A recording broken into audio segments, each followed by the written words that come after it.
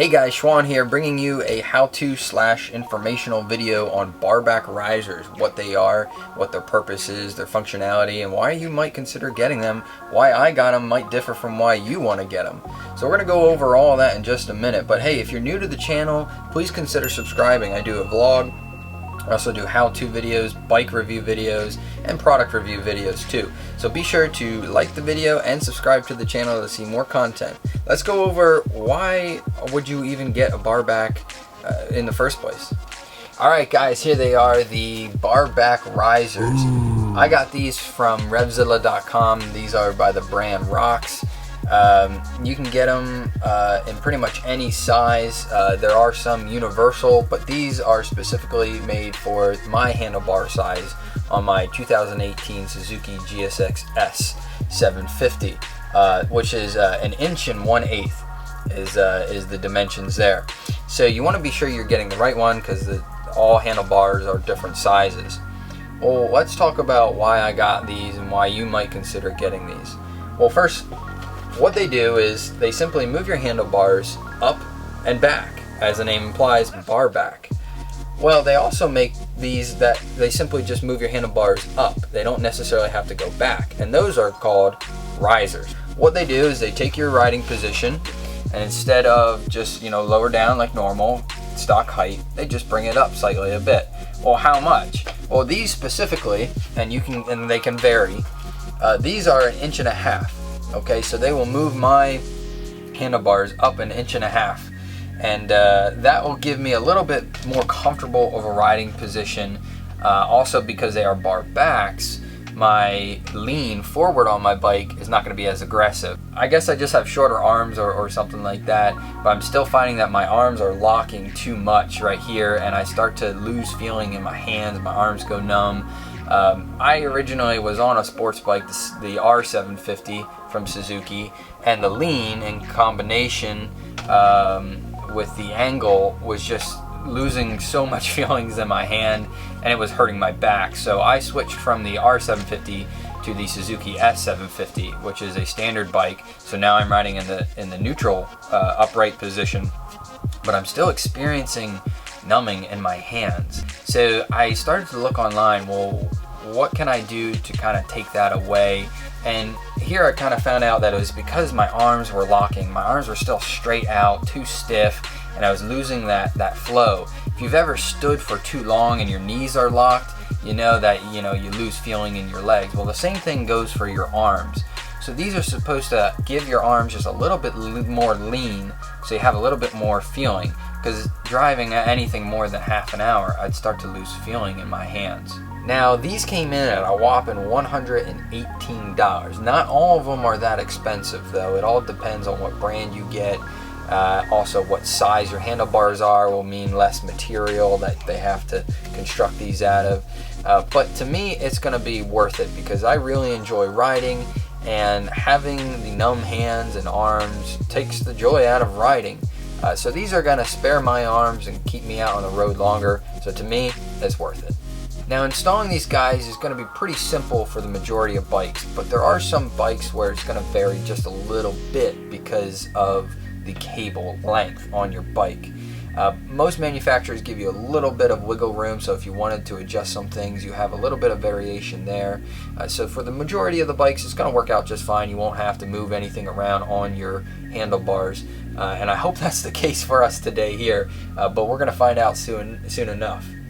Alright you guys, now for the installation portion of this video, I'm going to be rocking the GoPro. That way my hands are free and you can see what I'm doing. Tools that you're going to need for this is going to be depending on your bike. I'm going to need a set of Allen wrenches here, and I'm also going to need a flathead.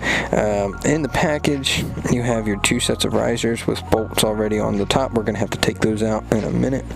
You also have spacers, and they also give you some more bolts. Those will be for right here and right here. Those will actually mount to the frame.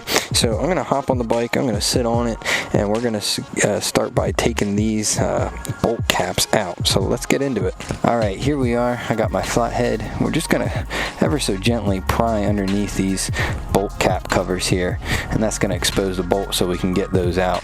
So you're just going to go around to each one here and just like so, very carefully pry them out. If your bike has them, if they're already exposed, then you can skip this step. Okay, next up we're going to go ahead and break these guys loose. Now, these are torqued down to about 20 foot-pound torque.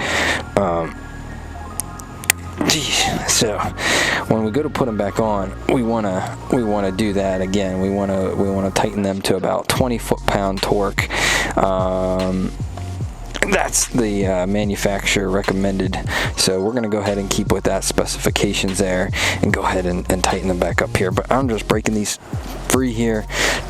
Dang, they're pretty tight from the manufacturer. Okay, now you see, now that I got that one loose, the handlebars are coming loose there. So we're gonna get this one out here, and then we'll set this aside.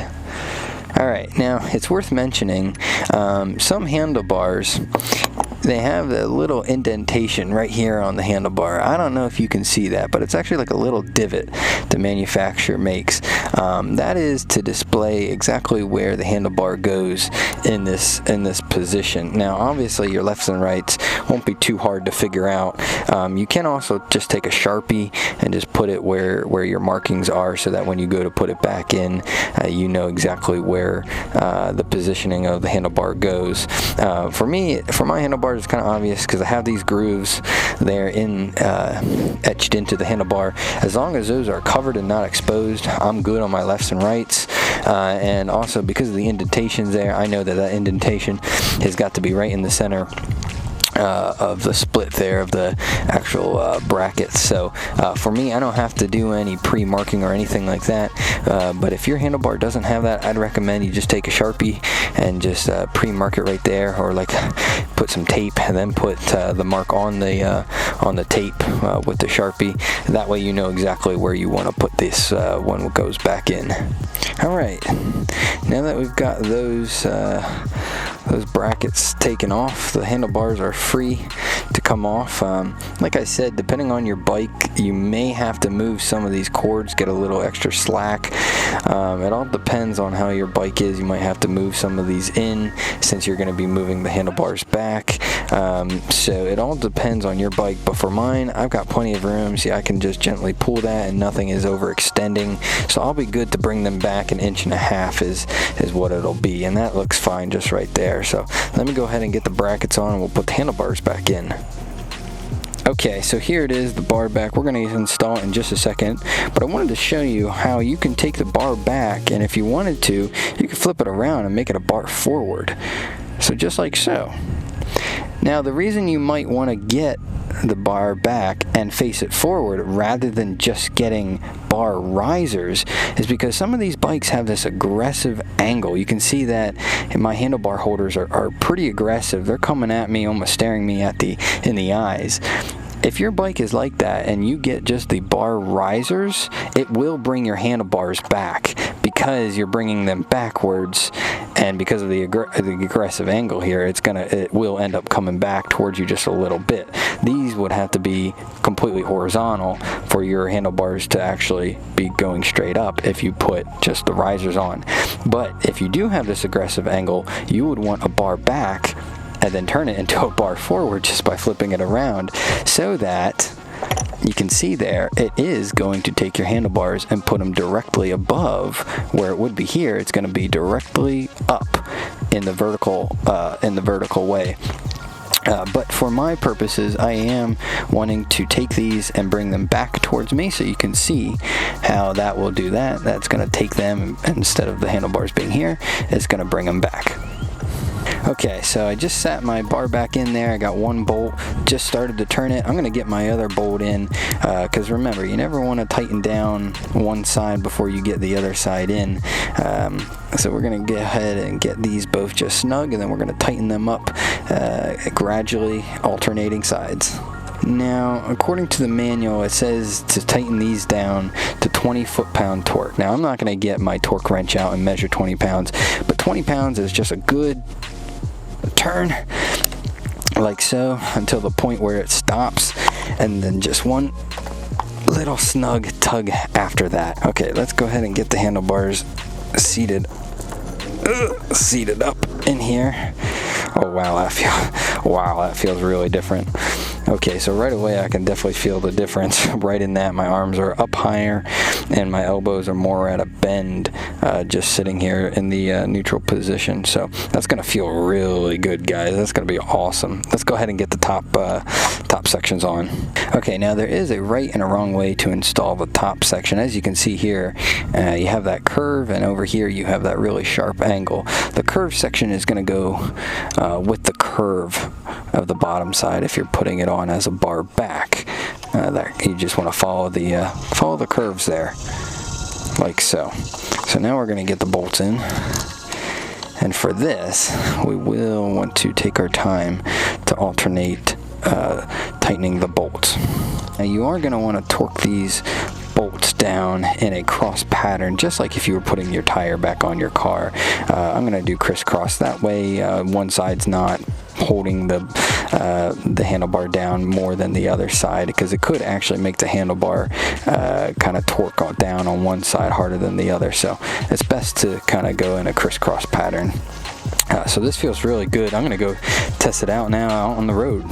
Alright guys, I forgot one step. It's an aesthetic step, but nonetheless.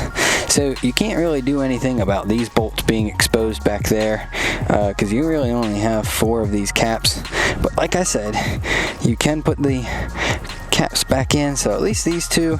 And I guess if you really wanted to go online and buy another set of these, you could probably just find bolt caps like so. I don't really mind them sticking out like that. That's fine. For me, those 4 will be enough. But let's go ahead and get on the bike and test out how it feels, and I'll tell you exactly what the difference feels like. I'm just gonna take it slow because I don't know. Okay, yeah, see, that feels really different. I'm glad I took that slow because that was choppy. It's completely different feel. Kind of feels like a whole new bike, really, because my arms are higher, my riding position's further back,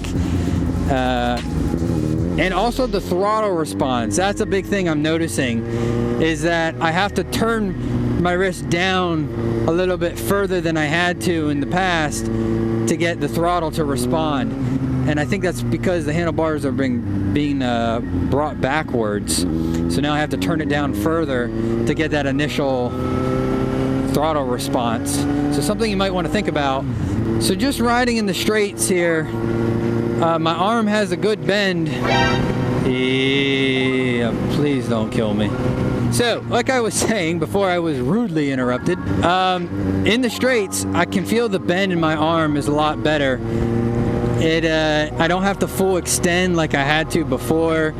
I don't have to stiff arm anymore. I actually feel like I'm sitting more upright on the bike now too, because the handlebars have been brought back. So I'm even more now in the neutral position.